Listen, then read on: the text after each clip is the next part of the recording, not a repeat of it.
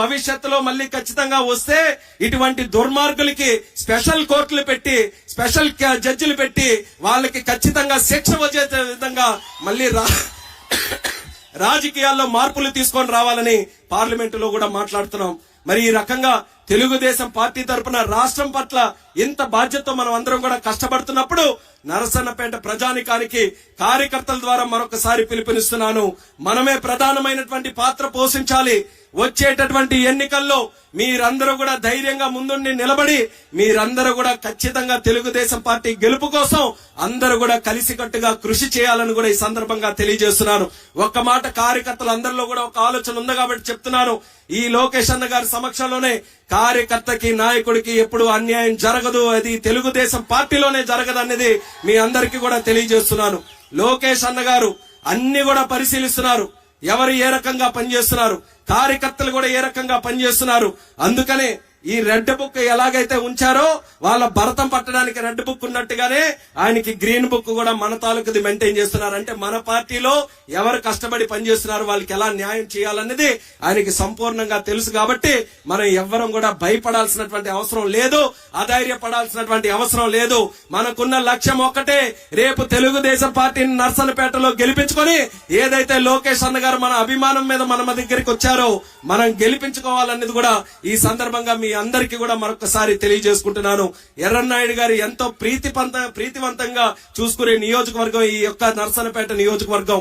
ఒక సందర్భంలో ఆయనే ఒక చిన్న పిల్లాడిలాగా ఆయన చేతుల్లో పెడితే ఆయనే దగ్గరుండి పెంచి పోషించినట్టుగా ఇక్కడ ఉన్నటువంటి కార్యకర్తలకు అండదండలు అందించి ఈ నరసన్నపేట తాలూకా నియోజకవర్గం తాలూకు ప్రాముఖ్యత పెంచింది స్వర్గీయ కింజరాపు ఎర్రన్నాయుడు గారు అనేది కూడా గుర్తు చేస్తున్నాను. అలాగే నేను కూడా ఎల్లప్పుడూ ఈ నరసన్నపేట నియోజకవర్గానికి కట్టుబడి ఉంటాననేది కూడా ఈ సభాముఖంగా మీ అందరికీ కూడా తెలియజేసుకుంటూ మీ తాలూకా సహకారం ఎల్లప్పుడూ కూడా ఉండాలి. మీరందరూ కూడా ఏ ఉత్సాహంతోనైతే ఈ రోజు ఈ కార్యక్రమానికి వచ్చారు, భవిష్యత్తులో కూడా ఇదే ఉత్సాహంతో మీరందరూ కూడా పనిచేసి మన నాయకులు ఒక పక్కన చంద్రబాబు నాయుడు గారు, మరొక పక్కన పవన్ కళ్యాణ్ గారు, అంత పెద్ద నాయకులు ఒక్కొక్కరికి ఒక్కొక్క ఆలోచనలు ఉన్నాయి. కానీ ఇద్దరు కూడా కలిసికట్టుగా ఈ రోజు పోరాటం చేస్తున్నారు. ఎందుకని రాష్ట్రానికి పట్టినటువంటి పిచ్చి కుక్కల్ని తరిమి కొట్టాలనంటే అందరం కూడా కర్రలు పట్టుకోవాలి.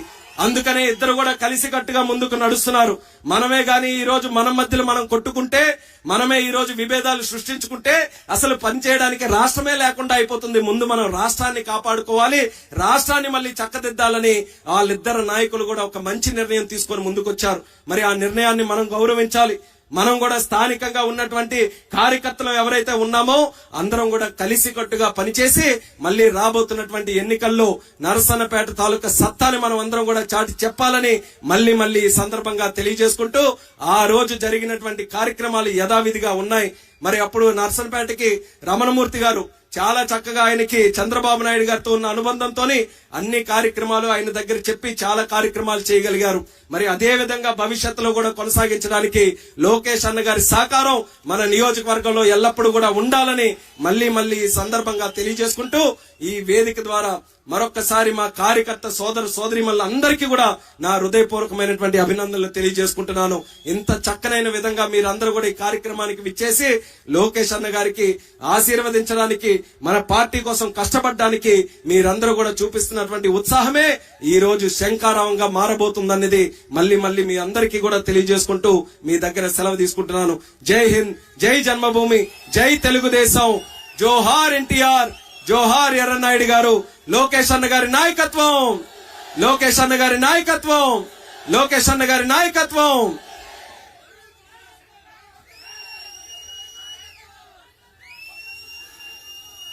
లోకేష్ గారి